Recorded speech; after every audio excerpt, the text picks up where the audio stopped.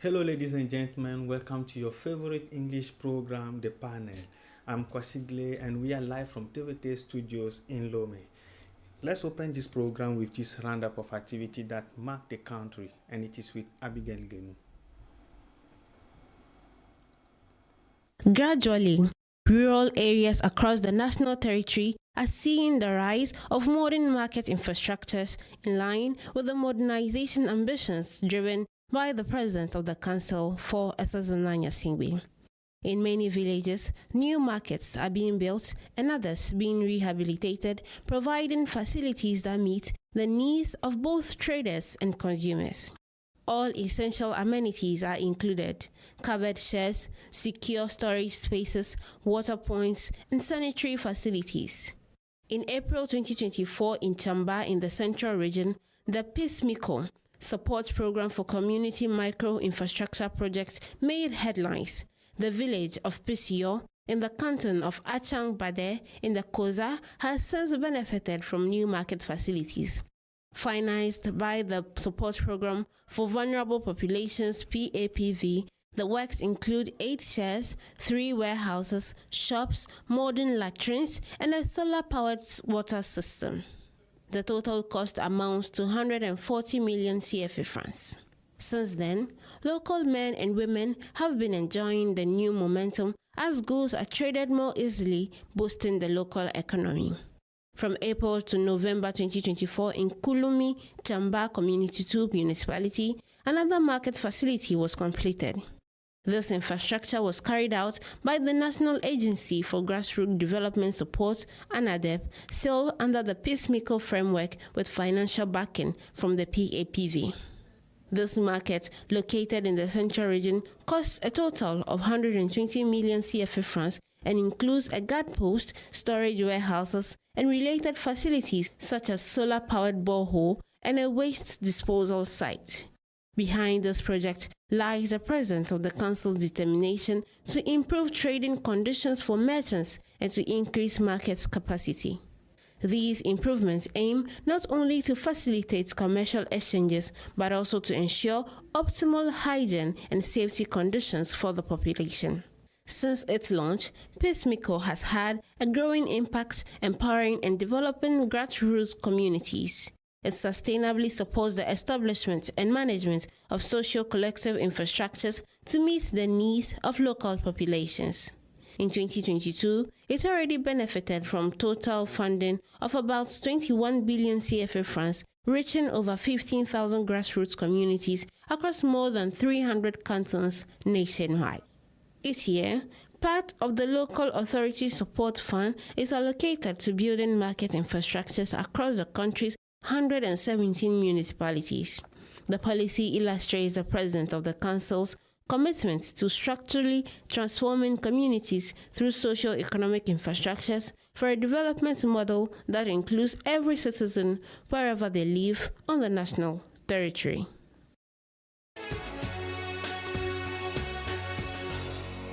Togo takes another step forward in its commitment to realizing its vision of establishing modern, structured, and competitive livestock farming, serving sustainable development and a strong, inclusive economy. The livestock market in Chevier, in the maritime region, is now operational. Built on a 3-hectare site, it perfectly embodies this vision. Meeting international standards, the market will play a key role in managing livestock supply and demand while facilitating animal movement across different regions and making a strong contribution to local food security. It is the result of an agreement signed in 2017 between WEMU and the Togolaise government. This project follows the development of the Senkanse market inaugurated 8 years ago in the Savannah region. Today, the livestock meat sector contributes more than 44% to the regional agricultural GDP. It remains a vital sector for the development of West African economics, underscoring the importance of strengthening infrastructures to increase profitability and ensure greater availability of meat products.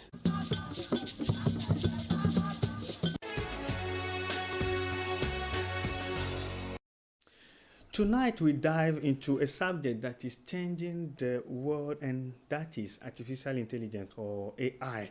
From healthcare to business, AI is transforming every sector, and education is no exception. But what does it mean for our schools, teachers, or students? Is AI a powerful tool to improve learning, or could it become a threat to a very heart of education? Together with our guests, we will explore the opportunities, the challenges, and the future of AI in our classrooms. Stay with us.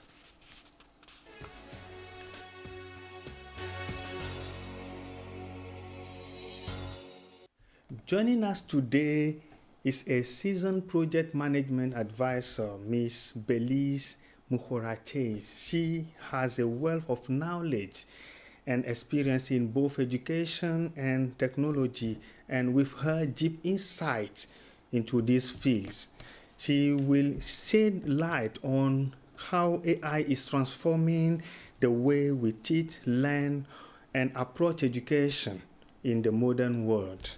We're thrilled to have you, Ms. Belize, to discuss this critical and timely topic. Thank you so much for having me today. Yes, thank you. Once again, you're welcome. Thank you so much. To start us off, when we talk about artificial intelligence in education, what exactly do we mean? So first of all, we have to understand that artificial intelligence is a kind of machine that can think and learn.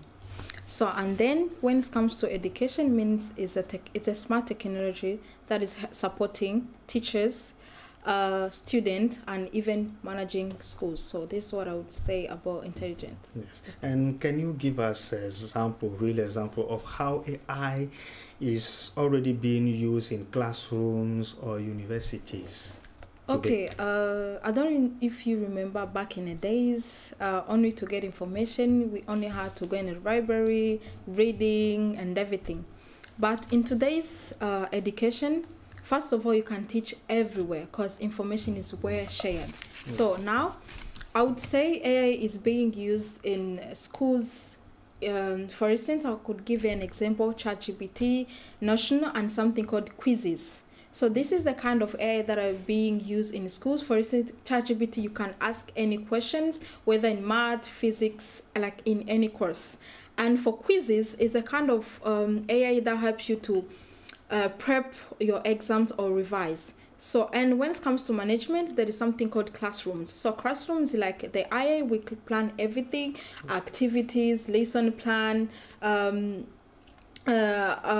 can I say, even if you're not in a class, you can have, you can share information because it's already prepared. So I would say this is the way AI is being used in education. Yes, and AI offers a lot of promise.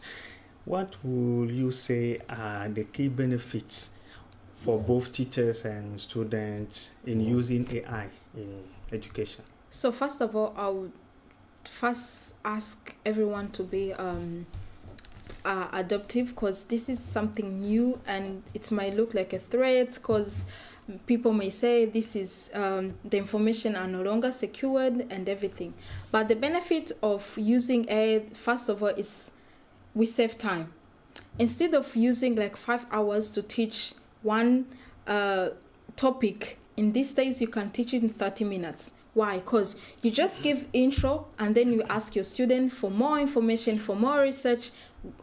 You can go home and continue your research. But back in the days, you had to taught everything, because you knew the day you will leave your class, there will be no more research. But because of AI now, information is everywhere. Information is shared everywhere, and at any time, everywhere, you can access the same information. So like this is updated yes. information, everything is updated. Yes. Thank you very much for coming. Speaking of benefits, one of the biggest potential of advantages is personalized learning. How can AI really help students who might need a bit more attention or have different learning paces? Okay, remember, in class, you might be 20, 30, or 50. And each student has a different need. So as a teacher, with you using AIA, you can personalize data with each student. For instance, this student is struggling when it comes to math. So by AIA, you can just adapt everything based on the student needs. Okay. And remember, sometimes you may not get time to follow like how all the students are doing in a class, but with AIA, as long as you personalize each information for each student, now it's become easier for you even to analyze the information at the end of the day, because everything is sorted. There will be no mistakes. Imagine if you have 15 students and at the end of you just get an email showing how each student performed. Yes. So this is the best way also I can say, the way you can adapt AI in classes. Okay. And could AI be a solution to improve access to quality education in places where resources and teachers are limited? I would say it's really easy here in these days, because the first thing we need is internet. Yes. And in our country, internet is everywhere. Second, we're not paying anything. As I mentioned, those AI above, you don't need to pay. We don't pay to ChatGPT. We don't pay to quizzes. We don't pay to Notion. We don't pay to Duolingo. So there is no need to. There is no way to say like it might be hard for some schools or some locations to access this information, because you just need internet and email. Yes. As long as you have internet, you can access all information at any time and everywhere you are. So in this sense, I would say because of AIA, now it's easy to access some information, because some of the books are really expensive. You may even order the book. It might take 6 months. It might take 1 year. But with AIA, you just ask information straight away. In 5 seconds, you get what you're looking for. Wonderful. And on the flip side, what risk or challenges come with bringing AI to schools? First of all, I would say privacy concern, because when you start using those AI, I may say we are kind of like exposed, and there will be no longer privacy. So the only problem you are facing right now is a privacy, and some of the kids or some of the people, they don't have the limit of how using AI. They go beyond asking personal questions, asking family questions, and as long as you use this AI with personal question, it seems like it comes in your life, and privacy is already gone. Because if you start using AI as your boyfriend, your girlfriend, as your mother, as your father, the privacy is gone. Because ChatGPT or AI might start asking you private questions. What do you like? What kind of favorite movies? Yes. Stuff like that. So I may say the privacy is no longer there. Yes. And talking about privacy, how safe that data, and should parents be concerned about our privacy? Talking about the privacy. This is a big issue, and it's really hard to manage this issue. But one thing that I would ask parents is just, there is a way to use this AI, and as a kid, you precise the kids are using it. When you precise the kids are using this AI, there will be a limited information shared. So I would emphasize that they have to check why, like anytime the kids are approaching their laptop, their iPad, they have to check what they're using it for. Is it for education purpose or private matter? If it's private matter, you have to pay a lot of attention and you have to stop it straight there. But if it's education matter, you have to let that continue. And you have also to teach our kids how to use it, the purpose of AI. Because some people, they don't know the purpose of AI. They're just there, they're doing everything, but they have to know there is a limit. This is just a robot, and there have to be a limit, there have to be the privacy, stuff like that. Okay. Beyond teaching lessons, teachers also guide, mentor, yes, and shape values. Can AI really take on that human role? One thing, human empathy and value will never be replaced. Remember, AI is a tool to support you. As long as you understand that it's an AI that is supporting you, but when it comes to empathy, when it comes to value, it will never be replaced. That is one thing. People think like being a teacher, you just come on the board and write your lessons and stuff like that. But it has to be, sometimes a teacher is a mother, sometimes a teacher is a father, sometimes is a mentor, sometimes is a doctor. So AIA can detect everything. So I would say empathy and value will never be replaced with AIA. Yes. And with all these changes, teachers will also need to evolve. How should they adapt to stay relevant and effective in Okay, first of AI all, as you say, yes, they have to be adaptive. They yes, have to understand this is not something that come to replace me or come to take my job. It's just something to assist me. okay, Second, they have to develop their critical thinking. Because when you develop your critical thinking, it won't just stop like around this area. You have to go beyond. And another thing, they have to learn about digital skills. okay, Because without knowing how, having information about digital skills, it will be really hard for teachers to adapt themselves. So, and they have also to know how to use it and when to use it. It's not like every time that they have to use it. It's sometimes when it's needed. Anytime that you need a support, I would say so. yes. And coming back to you by yourself, what is the level of knowledge you have in AI, using AI, and what are the impacts you can share with us as example? It's really hard to answer this question because first of all, we have to know that AI was invented with abroad. It's not from something from Africa, Yes. and sometimes we know what is behind it. But I may say I know for the basic stuffs I use AIA, and I know they have a limit. When it comes to something emotional, when it comes to something private, I can use it. Okay. But some of my jobs, I can't lie to you, I use it because it's a support. Instead of thinking like in 10 minutes, I have a possibility to think in 2 or 3 minutes finish. So if I tell you that I'm not using, I will be lying. It's really, when it came, it was really important.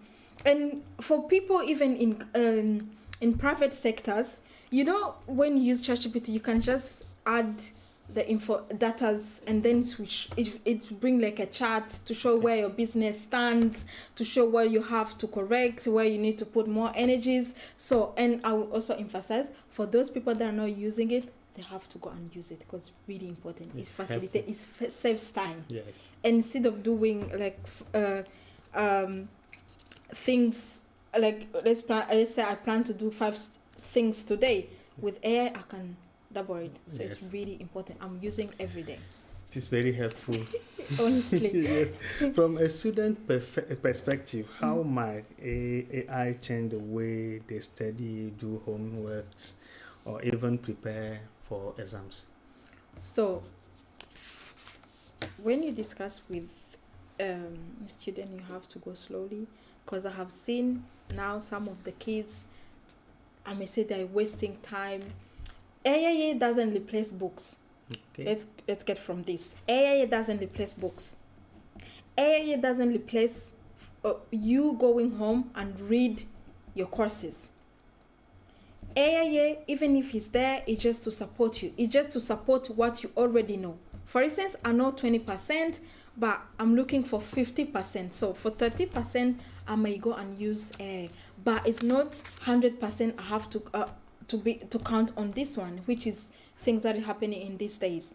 So for the student, they can use it for more information. They can use it when they're looking for exercise. They can use it for the prep exam when they're preparing the exams. So those kind of things. But remember, something is a tool to support what you already know. Okay. Or to emphasize on something that you already know. Because sometimes, don't forget, it may give also false information. So it asks you to already know something for you to go and ask more information. But if you rely on AI 100%, you may miss something important. Yes. So for students, use it, but go and read your books. Yes. Okay, let's go with this statement that AI is everywhere now. Mm-hmm. And looking to the future, what skills will young people need to succeed in this world? As we have been saying, they just need to learn how to adapt to any technology, because today it just let's say today's ChatGPT, today's quiz, but next time you may wake up and you find now there is a robot that is teaching you, or that is serving you food. We just need first of all to adapt ourselves. So as a student, you need to develop your critical thinking, because when does AI give you information, you need to go and analyze the information that is giving. I might give you an example. There is a video that I saw, I think yesterday, a kid that suicide just because of AI, because he went home, asked, how should I suicide myself? And then he provide all informations. So as long as you don't have a critical thinking, it may lead you to do something wrong. So they need adaptability, critical thinking, and they need to learn about digital information and everything that goes with AI. Wonderful. Okay, finally, what role should government and education leaders play to make sure AI is used responsibly in schools? First of all, they need to put policies. Okay. They need to protect data from their population. Second, they need to give access to all the schools and all people. And fourth, they need to train teachers. They need to train teachers how to use this tool for them to be effective. Because when you don't know how to use it, it won't be effective, and we may use it in the wrong stuff. But as long as the teacher are trained, they know what they're doing, they know how to use it, I feel it might even be good. It might even be productive in education in every sectors. Thank you very much for coming, and it is a very wonderful program we had today. Thank you so much. Please, your last word. So I might say,